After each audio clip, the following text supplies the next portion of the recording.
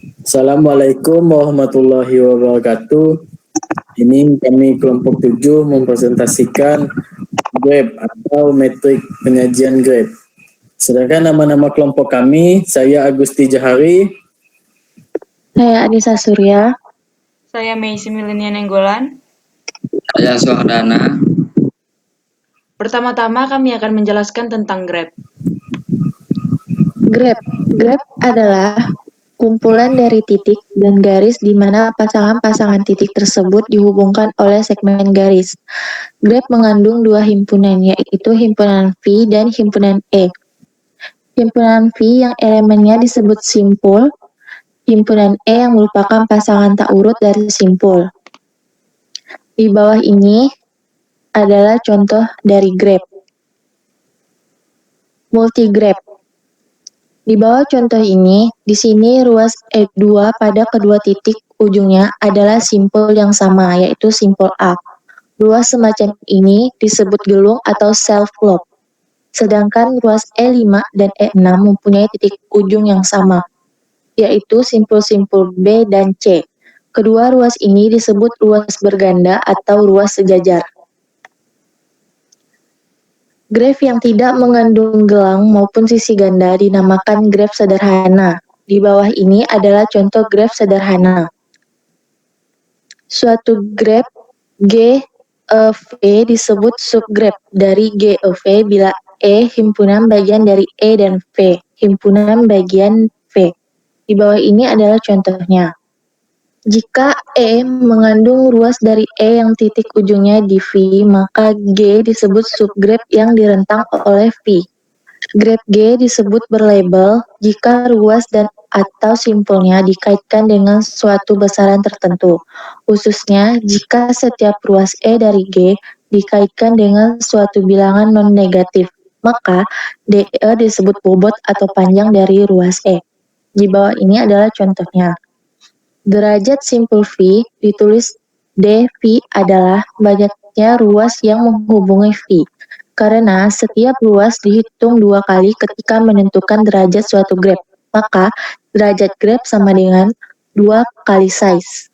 Multigraf, kalau terdapat self-loop dihitung dua kali pada derajat simpul. Di bawah ini adalah contohnya. Dari contoh tersebut, dapat disimpulkan banyak ruas atau side-nya adalah 7. Sedangkan derajat masing-masing simpul adalah DA sama dengan 2, DB sama dengan 5, DC sama dengan 3, DD sama dengan 3, DE sama dengan 1, DF sama dengan 0. Maka total jumlah derajat simpul adalah 14. Selanjutnya akan dijelaskan oleh teman saya. Keterhubungan work atau perjalanan dalam graf G adalah barisan simpul dan ruas berganti-ganti. V1, E1, V2, E1, dan seterusnya. Vn di sini ruas EI menghubungkan simpul VI dan VI plus 1. Banyaknya ruas disebut panjang work.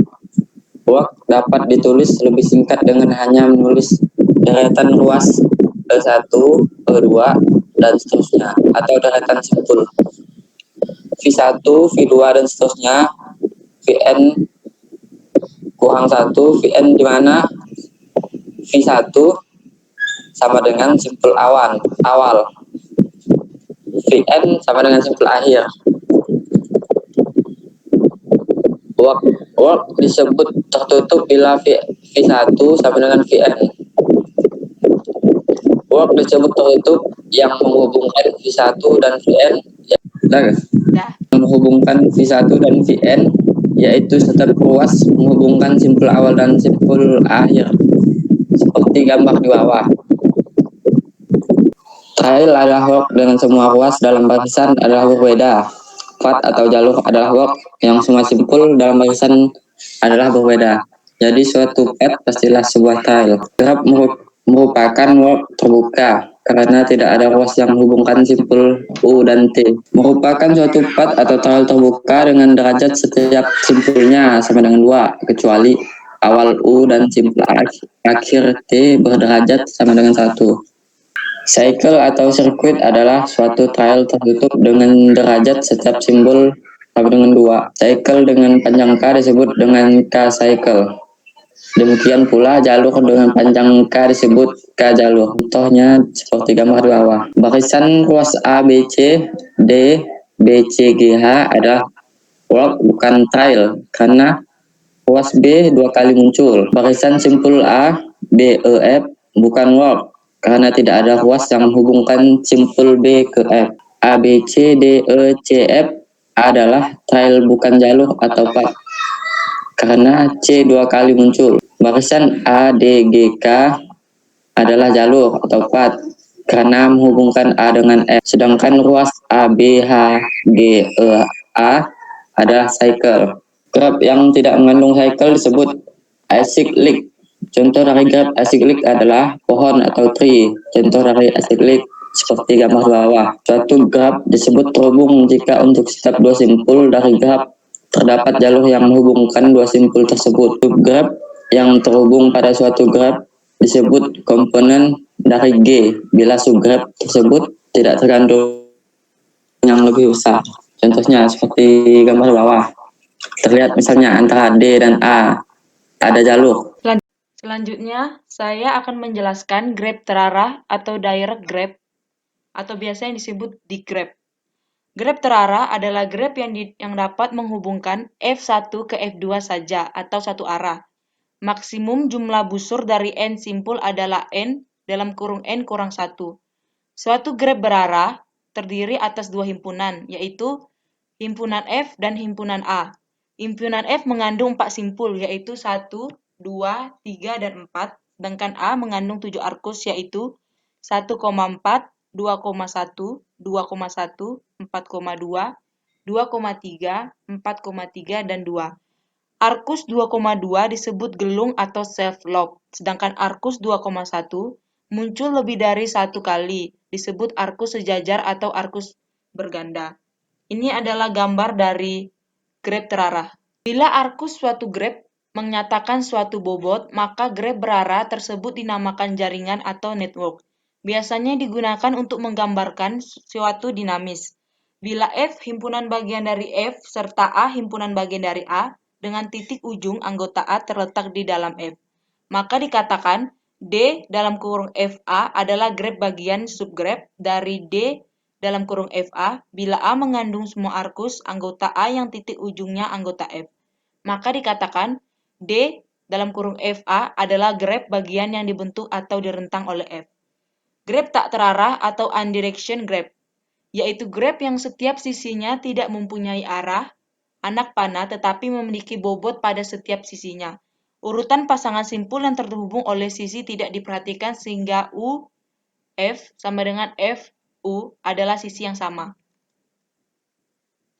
Graf tak terarah akan mempunyai busur H dengan sama N dalam kurung N kurang 1 atau 2. Ini adalah contoh graf tak berarah. Critical path mempunyai bobot dan mempunyai arah. Minimum spanning tree mempunyai bobot dan tidak mempunyai arah dengan hasil penjumlahan bobotnya adalah minimum. Semua simpul tetapi tanpa ruas. Gambar dan telusuri ruas dan bobot paling kecil seterusnya hingga sampai simpul terhubung. Misalnya disajikan graf G adalah matriks ruas B ukuran M kali 2, maka setiap baris matriks menyatakan ruas.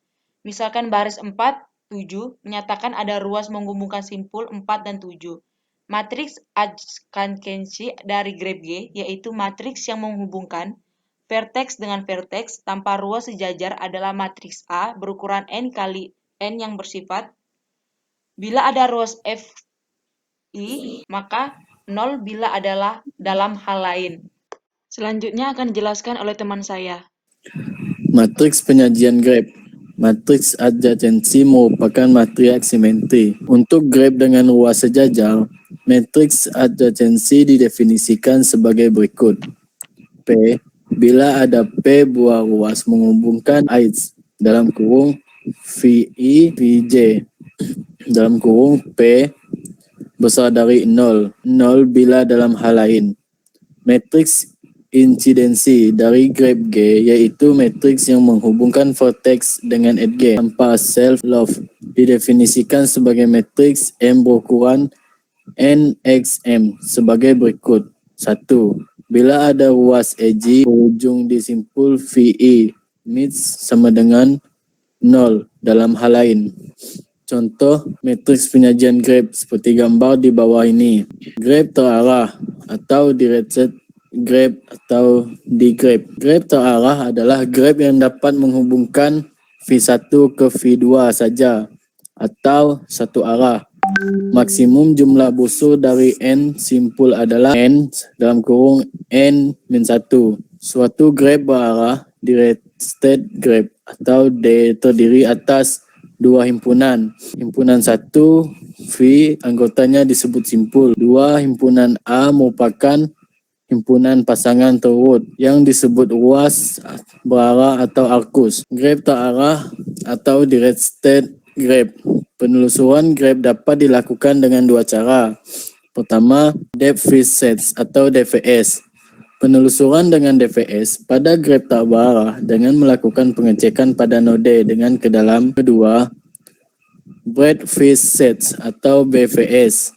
Berbeda dengan BPS, dengan cara BPS, penelusuran akan diawasi dari node -1 kemudian melebar pada adjacent node dari node -1 dan diteruskan pada node 2. Karena V8 sudah dilewati setelah penelusuran ke V4, maka penelusuran yang berikutnya dianggap tidak melewati lagi. Sekian dari presentasi kami. Atas perhatiannya kami ucapkan terima kasih.